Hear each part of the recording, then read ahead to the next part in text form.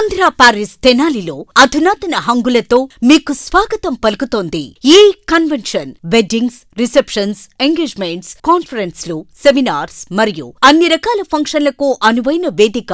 ఈ convention function hall AC, RTC bus stand out gate ఎదురు, తెనాలి.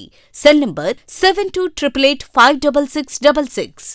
ప్రజా ఫార్మసీ అనే మందుల షాపు మన గౌరవ మంత్రివర్యులు నాదెండ్ల మనోహర్ గారి చేతుల మీదుగా ఓపెన్ అయిందండి. ఇదిగో ప్రతి సామాన్యుడికి అందుబాటు ధరలో నాణ్యమైన మందులు ఇచ్చేస్తున్నారండి. మరి ఆర్డర్ ప్రకారం ఎలాంటి మందులైనా తెప్పించేస్తున్నారండి. ప్రతిరోజు ఉదయం 7 గంటల నుండి రాత్రి 11 గంటల 30 నిమిషాల వరకు ఎప్పుడు తెరిచే ఉంచేస్తున్నారండి. ఇదిగో అల్లో గాంధీ చౌక్ లేదు, అక్కడ నెహ్రూ రోడ్లోనండి. ఇదిగో మర్చిపోండి, చాలా తక్కువ రేట్లకే నాణ్యమైన మందులు ఇచ్చేస్తున్నారు. ఉంటారండి మరి.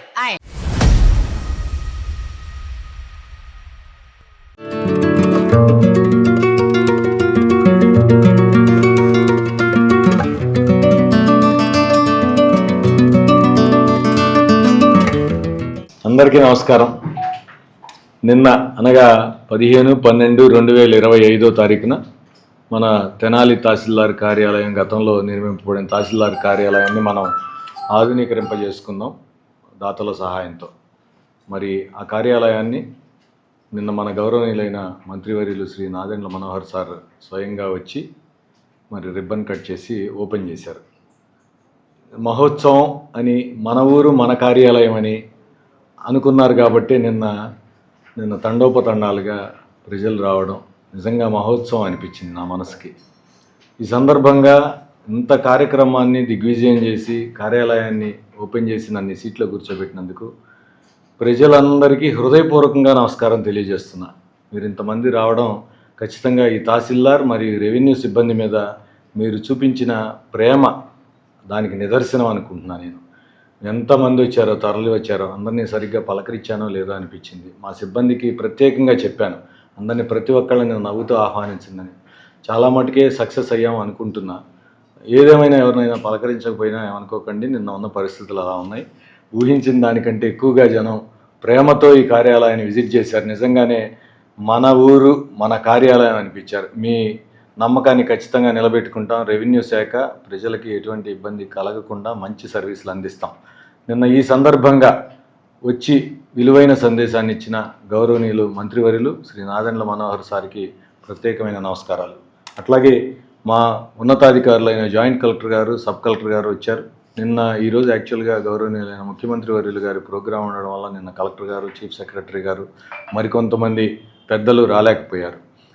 వారందరూ కూడా వస్తామని చెప్పారు. రాబోయే రోజుల్లో మన గౌరవనీయులైన ప్రజాప్రతినిధులు, అట్లాగే సెంట్రల్ మినిస్టర్ గారు, మన ఎమ్మెల్సీ గారు, మన రెవెన్యూ మినిస్టర్ గారు కూడా సీఎం గారి ప్రోగ్రాం హడావిడిలో ఉండి రాలేకపోయారు. వారందరూ కూడా త్వరలోనే విజిట్ చేస్తూ ఉన్నారు. వారు కూడా ఫోన్లో పలకరించి బెస్ట్ విషెస్ తెలియజేశారు. వారికి కూడా హృదయపూర్వకంగా నమస్కారాలు.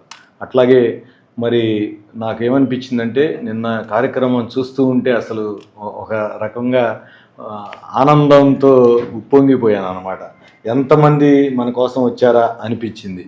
మరి ఇంత అంగరంగ వైభవంగా తెనాలిలో ఒక కార్యక్రమం జరిగింది అంటే నా సిబ్బంది, మా విఆర్ఓలు, మా విలేజ్ సర్వేయర్లు, వారిని ప్రత్యేకంగా అభినందించాల్సిన అవసరం ఎంతైనా ఉందనిపించింది. నిన్న వాళ్ళకి సవ్యంగా చెప్పానో లేదో అని మళ్ళీ అనిపించి ఈరోజు ప్రత్యేకంగా వారందరికీ కూడా హృదయపూర్వకంగా వాళ్ళందరికీ కూడా శుభాకాంక్షలు తెలియజేస్తూ ఉన్నా.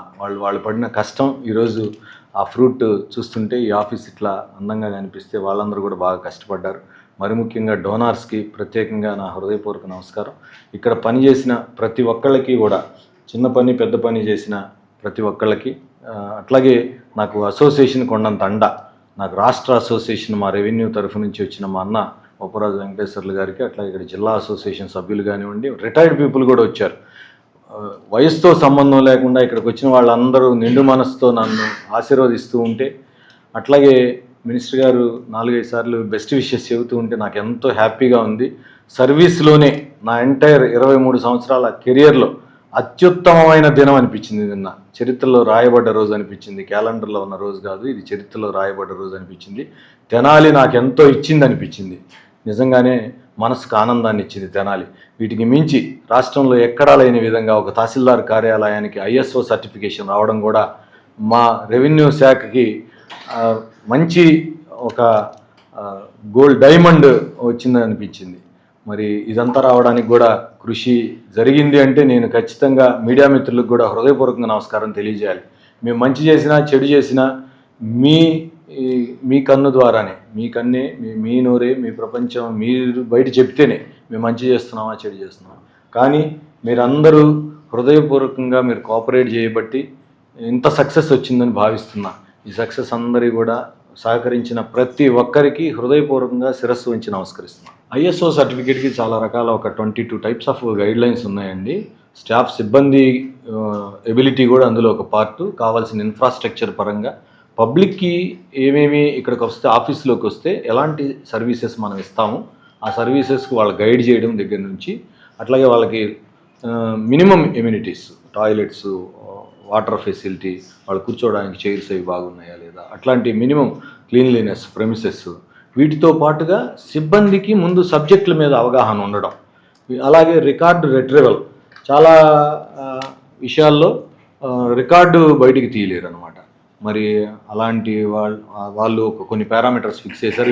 వీటికి మించి ఏంటంటే పబ్లిక్లో కూడా వాళ్ళు సర్వే చేస్తారు, ఎలాంటి రెవెన్యూ సర్వీసెస్ ఎలా ఉన్నాయని ఆ సర్వీస్ చేస్తారు.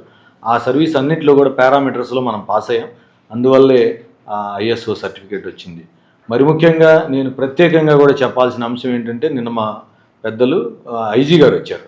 నాకు అది నా మనసుకి అత్యంత ఆనందకరమైన విషయం. పోలీస్ సిబ్బంది కూడా నిన్న ట్రాఫిక్ చాలా ఇబ్బంది అయింది. నిన్న ఈ తహసీల్దార్ కార్యాలయం కోసం వచ్చిన ప్రజల కోసం ఈ చుట్టుపక్కల ఉన్న 4 రోడ్లు బ్లాక్ అయిపోయాయి. మరి పోలీస్ సిబ్బంది చాలా సంయమనంతో ట్రాఫిక్ని రెగ్యులేట్ చేశారు. వారికి కూడా నేను హృదయపూర్వకంగా నమస్కారం తెలియజేస్తున్నాను. Thank you one and all.